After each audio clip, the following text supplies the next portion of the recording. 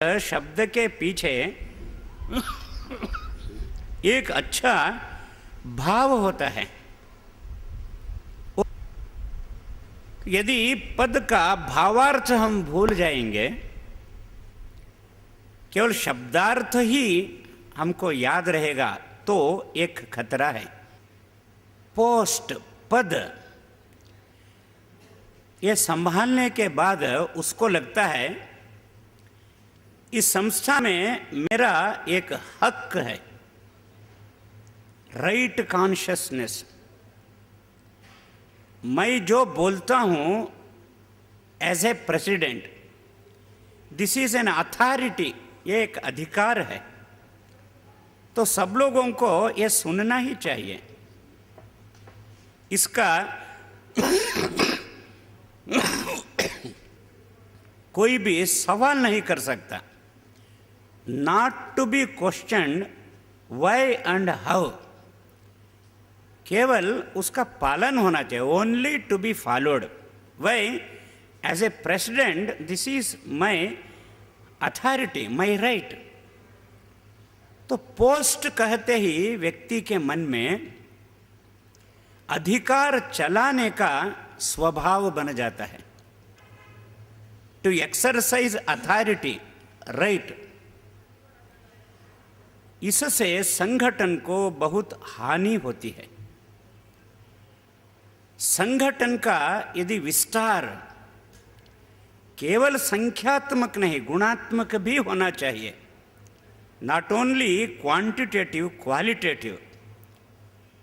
तो इसलिए यदि ये अथॉरिटेरियन मेंटालिटी अध्यक्ष जी और कार्यदर्शी जी उनमें आ जाएगा तो संगठन कमजोर हो जाता है। जहां जहां जिस जिस क्षेत्र में, संगठन में ये अथॉरिटी कॉन्शियस लोग रहते हैं, और प्रचलित शब्द दूसरा है बास। जब बासिज्म आ जाता है, संगठन गिर जाता है। तो संगठन यदि गुणात्मक दृष्टि से भी और बुलंद मजबूत होना चाहिए, तब पोस्ट का शब्द नहीं, दायित्व शब्द का उपयोग करना चाहिए। हिंदी में बहुत सुंदर वाक्य है,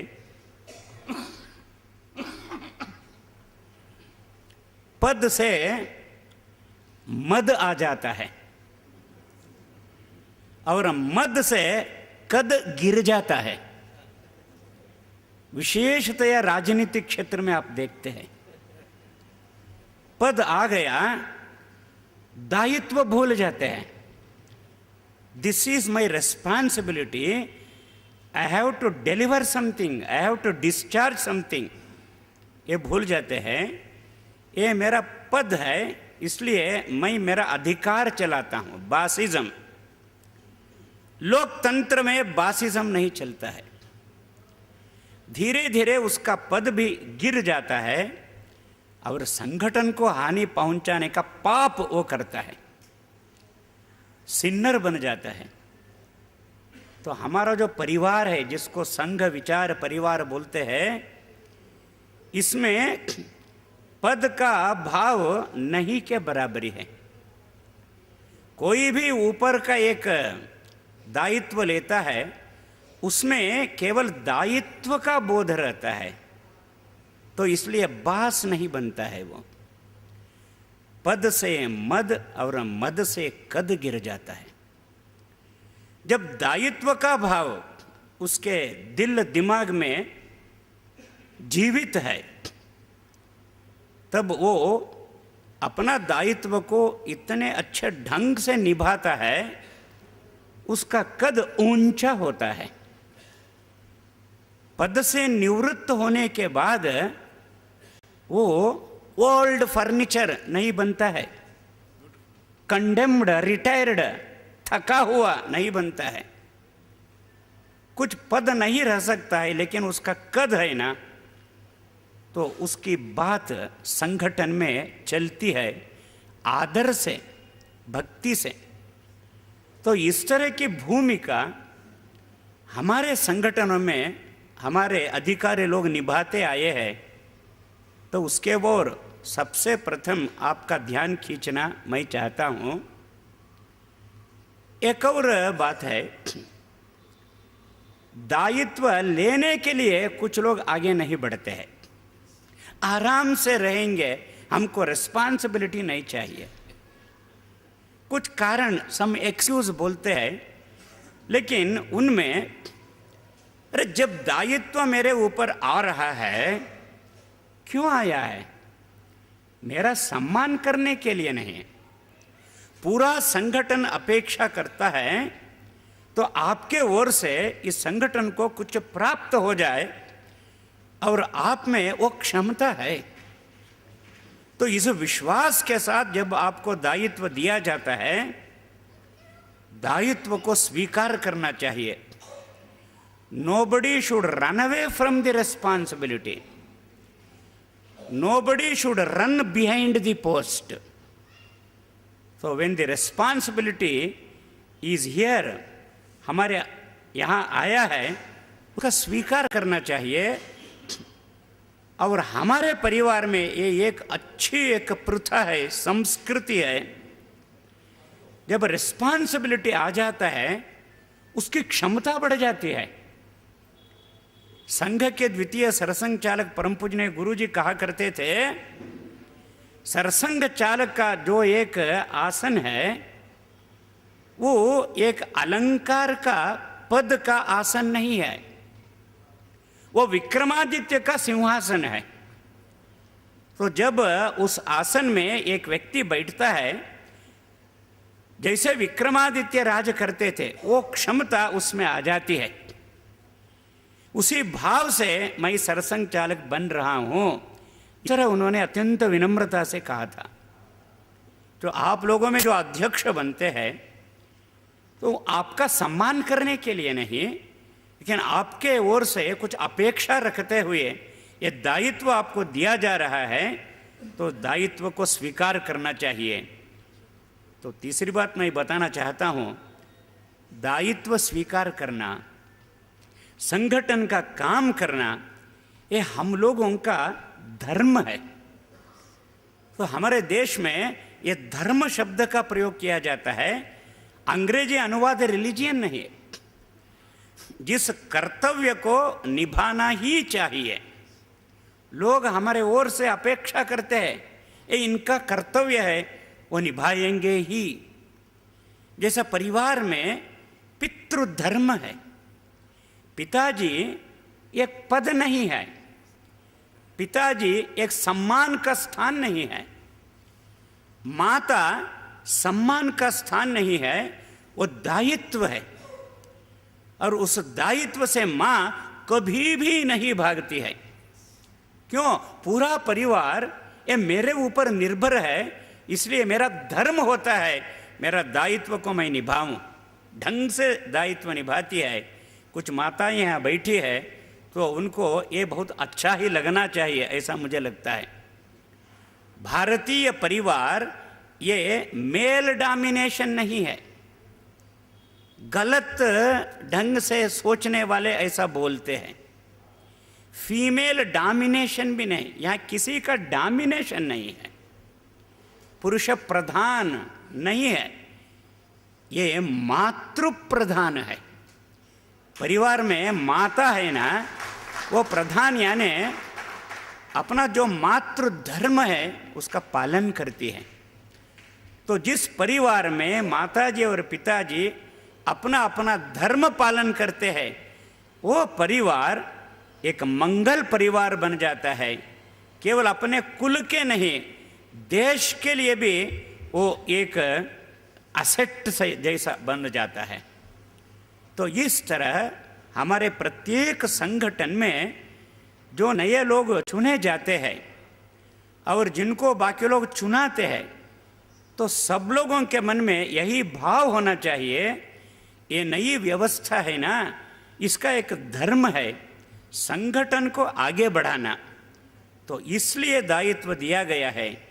तो इसी दृष्टि से दायित्व को हम एक कर्तव्य के भाव से निभाएंगे, और कर्तव्य के भाव से उसका पालन जब तक हमारे ऊपर वो दायित्व रहता है हम करते जाएंगे, तब निश्चित रूप से आपका कद ऊंचा हो जाता है और आपका संगठन भी बढ़ता जाता है।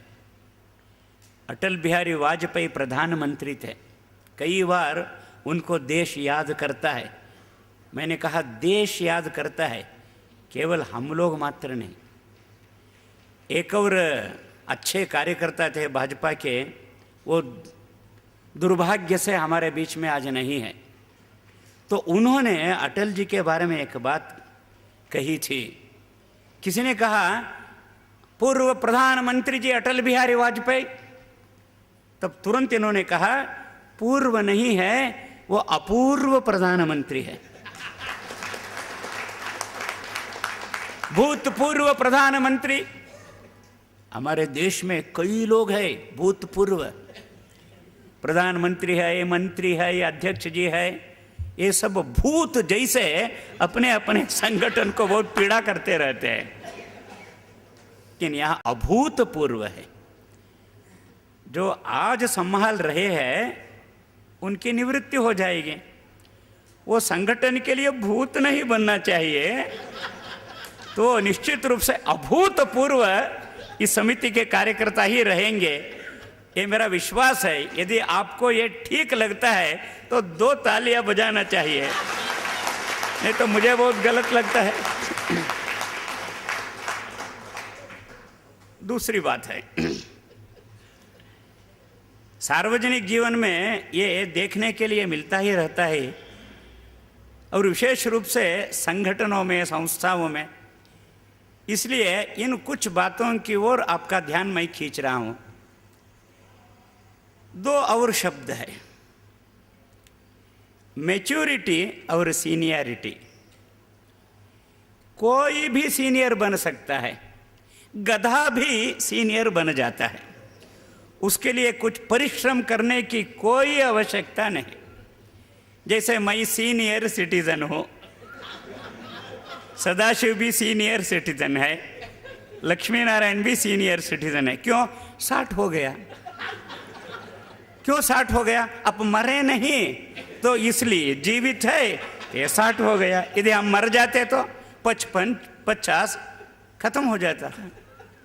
तो हम सीनियर बने हैं तो बधाई देना है यमधर्म राज्य को, उनकी कृपा से हम सीनियर हैं। और सीनियर बोलते ही मन में कुछ हक, राइट कॉन्शियसनेस आ जाता है। सीनियर सिटीजन हो तो बस में एक सीट है। दिल्ली के मेट्रो में मैं देखता था, वरीय नागरिकों के लिए बहुत भीड़ थी, तो वरीय नागरिकों के सीट में एक नौजवान बैठा हुआ है। मैं जाकर खड़ा हो जाता था, बेटा आपकी उम्र क्या है बोलता था। मुझे देखते ही काका जी बैठ जाइए, दादा बैठ जाइए। ये सहानुभूति है, सम्मान नहीं है, सहानुभूति है, सिंपैथी। सीनियर कोई भी बन सकता है, just because I am a senior man, senior member, तो you should do this, you should not do this, और मेरा सम्मान होना चाहिए, ऐसी अपेक्षा रखना ये इमेच्योर है। मैच्योरिटी क्या है? परिपक्वता। फल हम देखते हैं, इतना अच्छा फल है पेड़ में, पपाई फल हम देखते हैं, तो उसको छूते ही वो अपने हाथ में आ जाता है। क्यों? वो मैच्योर बन गया है। यदि मैच्योर नहीं बना है, वो आता ही नहीं। तो मैं इससे चिपकर नहीं रहना चाहिए।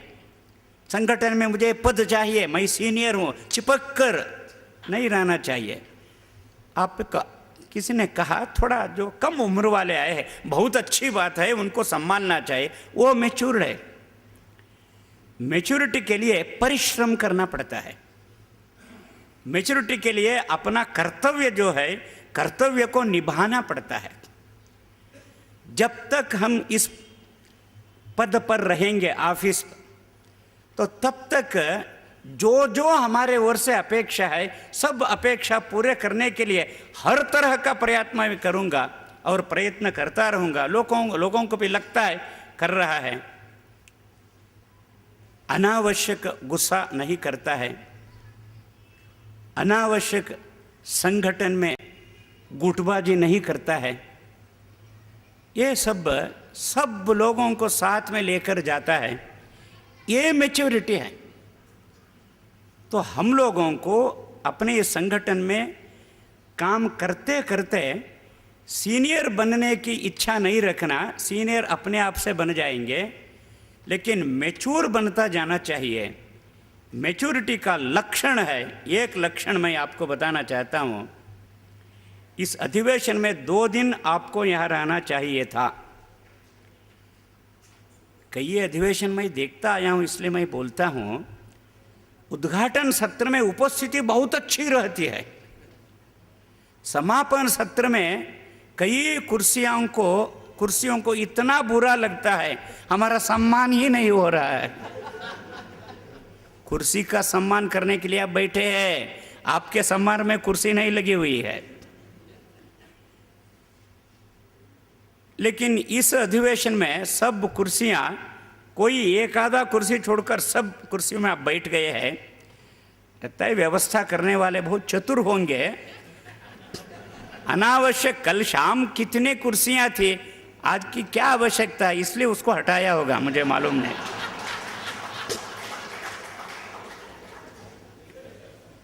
ये सब चतुराई है और मैच्योरिटी का भी एक लक्षण है।